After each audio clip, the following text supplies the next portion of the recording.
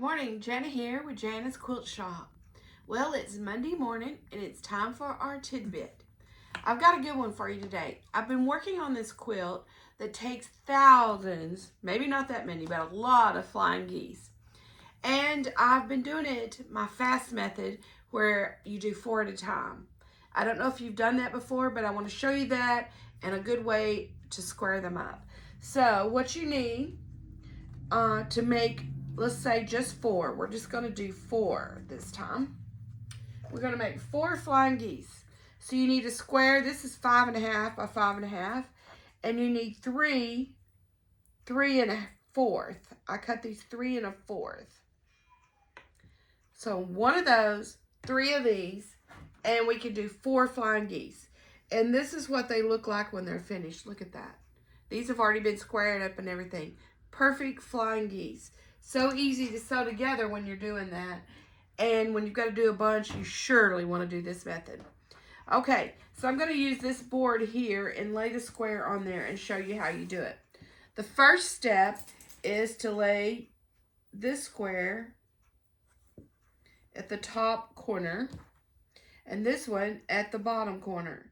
And you want to line it up good where no green is showing and they're level. Okay, we'll save this one. Well, we need 2 more. We need 4, I'm sorry. We need 4 of those because we're going to need 2 again. Okay, here we go. So you line it up and then you're going to mark it.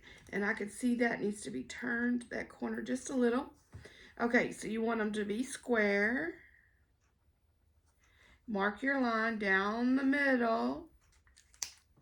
And then what you're going to do is you're going to sew a 1/4 inch on each side of that line.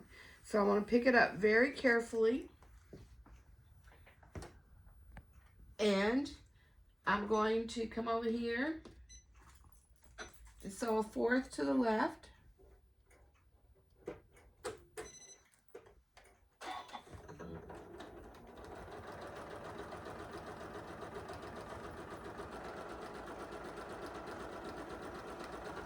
And then I'm just going to flip it around like we do. And sew a 1/4 to the other side. This is really quick and I enjoy making these, doing them this way.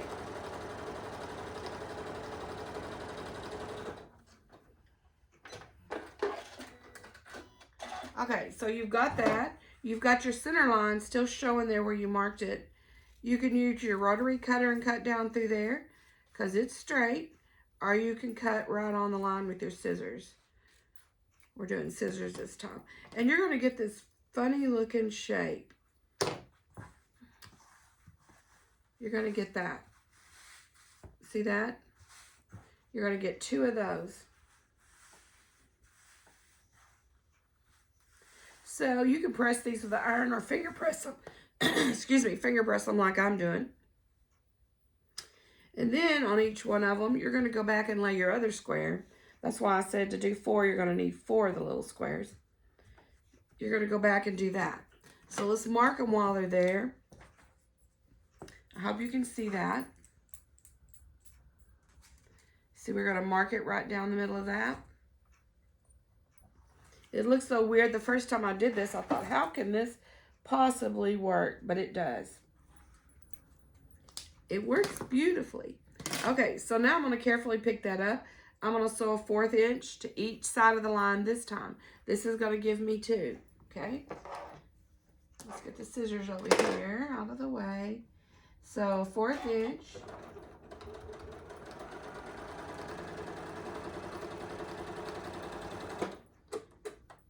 Turn it. 1/4 inch again.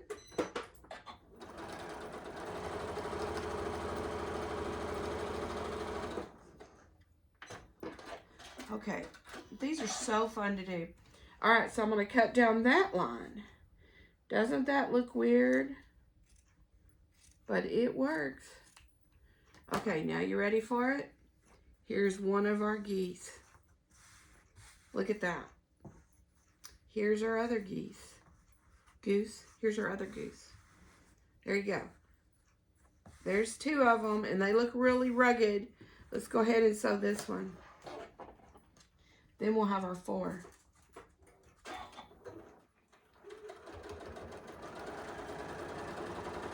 One side, flip it, other side.